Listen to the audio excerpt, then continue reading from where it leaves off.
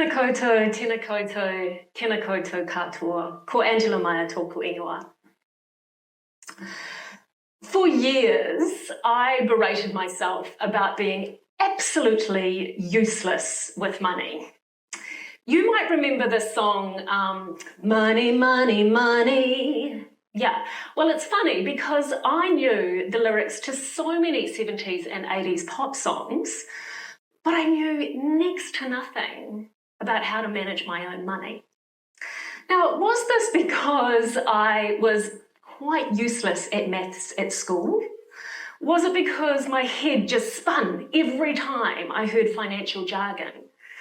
It probably had something to do with the fact that there was quite a lot of intergenerational shame due to my family's financial struggles.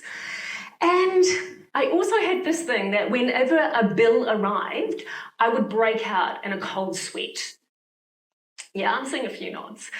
So the thing is that we all have a money story. And mine, though it had many of the tick boxes of privilege, well, it's complicated. My family went bankrupt twice. The last conversation I had with my father on his deathbed was about money.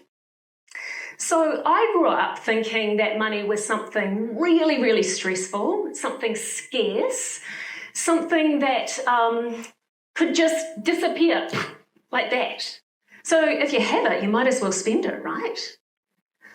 By the time I was 40, despite the fact I was running a really successful business, I'd sailed across the ocean with a baby, I'd written a book about it, and I had, honestly, a lot of the hallmarks of success in my life.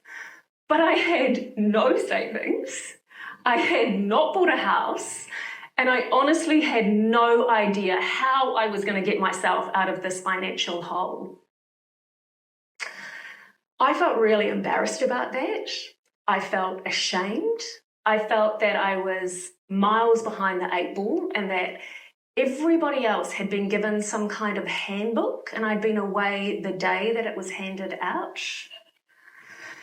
And I just felt, what is going on with me? Like, why is my relationship with money so strange? And I also noticed that I felt really locked out of the world of investing, of, ETFs and PIEs. WTF is what I felt, yeah? So I thought, I've got to change this. And I started having conversations with women about money. And time again, the same phrase kept coming up. Oh, I'm not good with money. No, money, no, I'm not good with it. I'm not good with money. And I thought, hang on a second. How is it that all of these brilliant, capable women from so many different ages and stages and backgrounds and income levels are all saying that they don't feel good with money?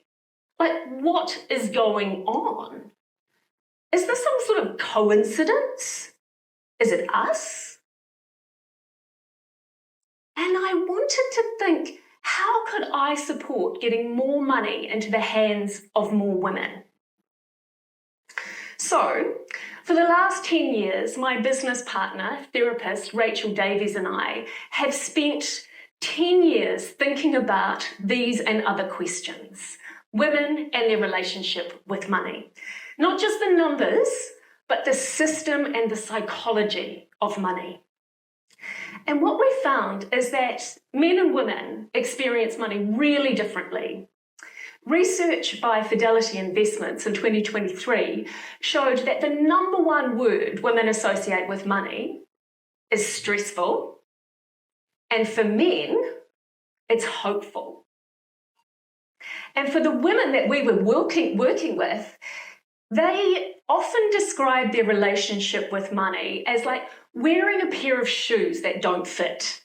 You know, the ones you buy and you think, okay, I just need to break them in.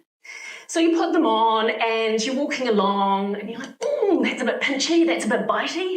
But you keep going and you're thinking, okay, I'm just going to budget better. I'm going to be more disciplined. This is the year I'm really going to get into investing.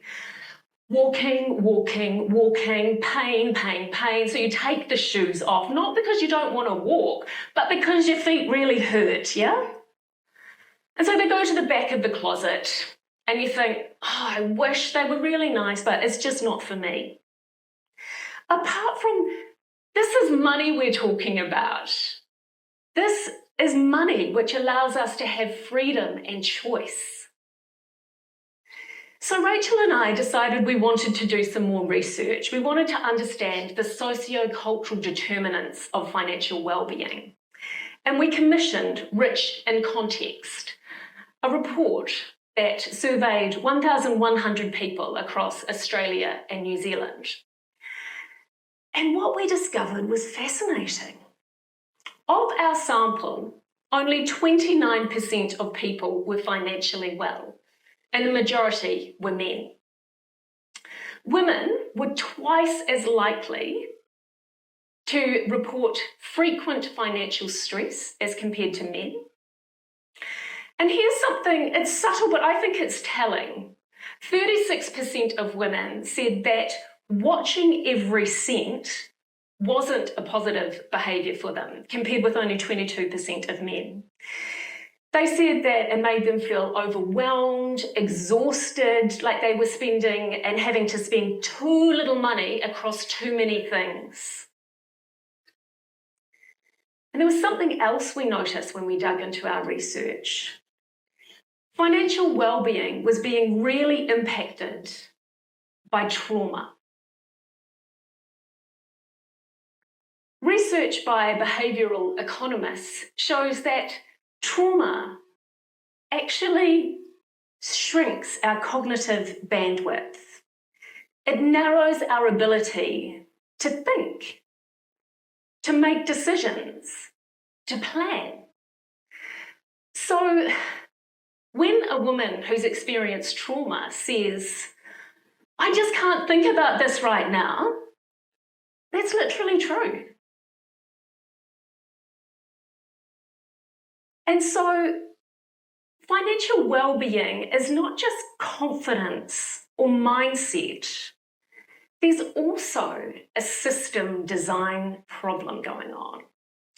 And to really understand that design, we've got to go back in time.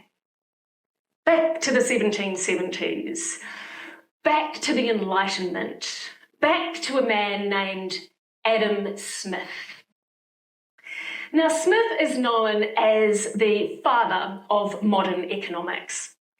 And his economic models prioritise paid market-based labour. So that means that the work of caregiving, kin-keeping, community building, work that is often done by women, wasn't counted. And it wasn't counted because, honestly, it's quite hard to measure. How do you put a price on a hug?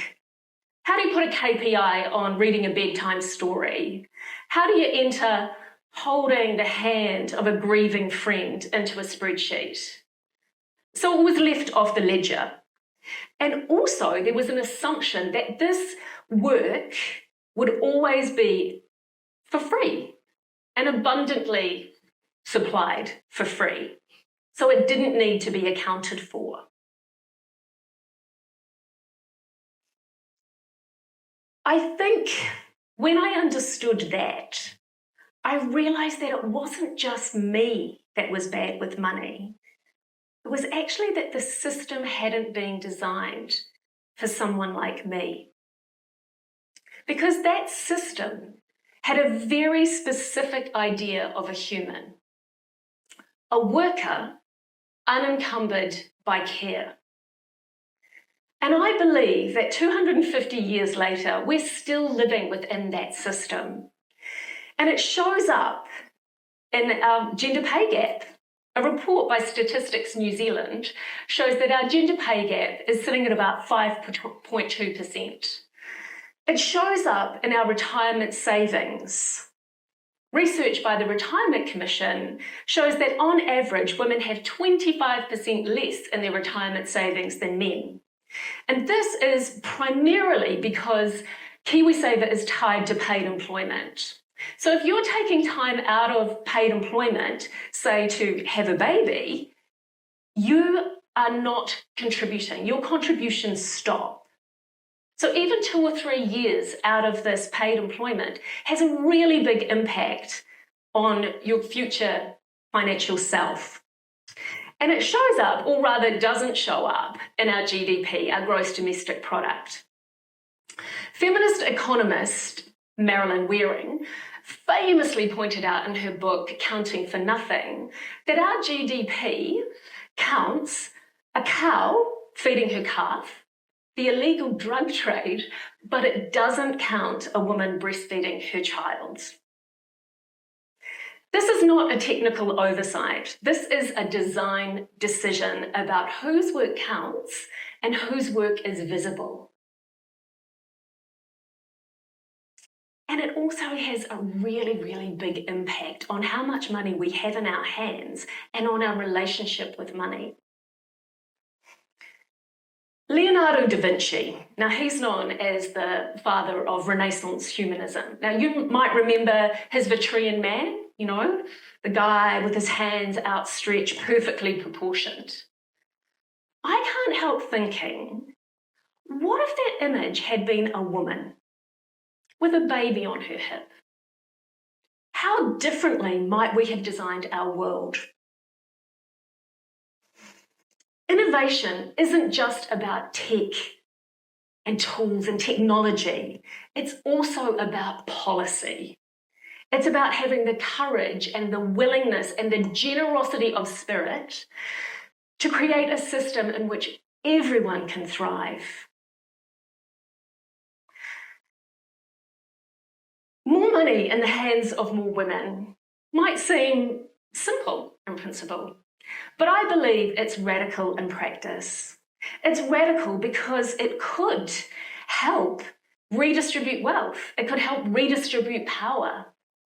Imagine a system designed that had caregiving at its core. It's wild, eh? I mean, it wouldn't be easy, but where's the fun in that? I've seen what women can do with one hand tied behind our back or a baby on our hip. It's extraordinary. And I've seen what happens when women change their relationship with money, when they understand the system, and when they have a little more money. They feel safe. They feel secure. They have choices. They get to say, yes, I'm going to stay, or no, I'm going to walk away. The whole future opens up. For so long, so many of us have been walking in the wrong shoes. The future isn't about toughening up our feet. The future is about designing shoes that fit. Shoes that let us walk and run and lead and care without the blisters and without the pinching. Because I believe it's time that money was more than just a rich man's world. Imagine all the things we could do